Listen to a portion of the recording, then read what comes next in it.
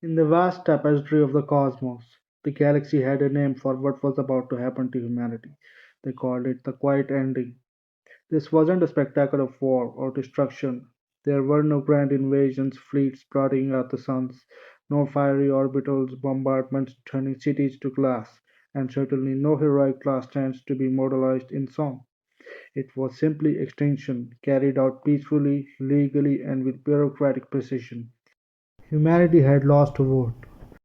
The Interstellar Council, a body governing all known civilizations, held the power of life and death. When they declared a species non-viable, a cascade of consequences was set in motion. Protection treaties were nullified, trade ceased overnight, navigations right through crucial stars lanes were revoked. Access to advanced medical technologies, the very things that extended lifespan and cured disease, was cut off. No one was going to attack humanity. They were simply going to stop helping them exist. It was a slow, silent squeeze, and it had never failed before. Every species ever placed under the quiet ending status had collapsed within 50 standard years. Their intricate supply chains woven into the fabric of the galactic economy would unravel. Far-flung colonies, depending on off-world support, would starve. Their advanced technology, reliant on components and knowledge from a dozen different worlds, would decay into useless relics. Civilizations would just fade away. Humanity was now the next name on that grim list. The vote was unanimous, a rare consensus in the fractious council. It wasn't because humans were seen as inherently evil or malicious, it was because, in the eyes of the galaxy, they were inefficient, too chaotic, too violent, too emotionally unstable.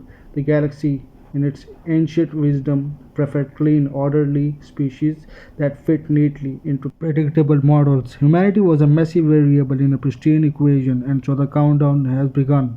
Within the first decade, the effects were starkly visible. Human freighters were turned away from interstellar jump gates, their captains met with polite but firm refusal. Embargoes on critical medical technologies meant once treatable conditions became death sentences again. Factories ground to a halt as shipment of essential components simply stopped arriving. On the fringes of human space, the first colonies began to fade, their desperate calls for aid echoing into a silent, indifferent void. Alien economists, running their sophisticated simulations, confidently predicted a total societal collapse for humanity within years. They were wrong. Humanity did not collapse. Humanity did what it had always done when its back was against the wall. It improvised. When the flow of advanced medical tech was served, human scientists and doctors dug into their archives, reviving and reinventing old biotech methods, pushing the boundaries of what their own biology could do. When the jump gates, the highways of the galaxy, were close to them, human engineers went back to drawing board. They designed slower, dirtier, less elegant drives, but they worked, and when the vast network of galactic trade vanished, humans looked to their own worlds, rebuilding planetary manufacturing from the ground, rediscovering the grit of self-reliance. Life, undeniable, became harder. The conveniences of the galactic age were gone, but as their life grew harder, humanity grew tougher. This was after all a species that had clawed its way out of ice ages, survived plagues, and pulled itself back from the brink of self-inflicted nuclear annihilation. Compared to that, a galactic cold shoulder was just another Tuesday. The alien observers monitoring the human sphere grew confused. Their predictive models had all pointed to the same outcome: widespread riots, political fragmentation, and brutal civil wars as resources dwindled. Instead, they witnessed something that defied all logic. Human world began to cooperate in ways they never had before. Rival nations, once locked in cold wars, started sharing technologies and resources. Megacorporations, notorious for hoarding patents, released their intellectual property into the public domain for the good of survival. Military infrastructure built for war was repurposed into vast civilian survival network distributing food, energy and information. Humanity didn't suddenly become peaceful, they became terrifyingly practical. Their old rivalries didn't disappear, they were just shelved. If extinction was the enemy, then all of humanity was on the same side. They would meet it on their feet, not on their knees. 20 years passed. According to the Council's timeline, humanity should have been a dying echo. Instead, they were stabilizing. Against all odds, They had developed fully self-sufficient colonies, no longer dependent on galactic supply lines. They redesigned their machines, their computers, their entire technological base to run without a single alien component. They were rebuilding their understanding of science from the ground up. Technology was less elegant, certainly less refined than the galactic standard, but it was resilient. It was theirs. The alien analysts, scratching their heads, reluctantly updated their projections. Human extinction now delayed to 70 years. A flicker of concern began to spread through the quiet halls of the Interstellar Council. No species had ever resisted the quiet ending. 30 years passed. The impossible happened. The human population, which had begun in steep decline, began to rise again. Human trade networks reopened not with the galaxy but between their own worlds, stronger and more robust than ever. Human engineers perfected closed-loop ecosystems capable of sustaining life on barren asteroids and hostile planets.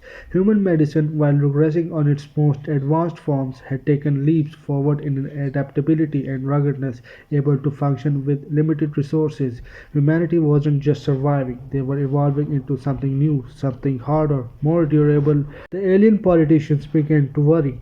The quiet ending was designed to prune the galactic tree, not to temper steel. 40 years passed, humanity was still alive, and worse, from the Council's perspective, they were expanding again, all without the galaxy. They were a self-contained ecosystem of innovation and grit, operating completely outside the Council's influence and control. A terrifying question began to form in the minds of the galaxy leaders. What if isolation had not weakened humanity but had formed them into something stronger? 50 years passed. The quiet ending had officially reached its projected endpoint, and right on cue, human ships reappeared at the edge of the known space. But they weren't the desperate refugees or beggars the Council might have expected. They were explorers. Their ships were crude by galactic standards, inefficient and brute force in their design, but they were moving through folded space. Humanity had rebuilt independent jump technology. It was theirs, born of their own sweat and ingenuity. Panic ripped through the Interstellar Council.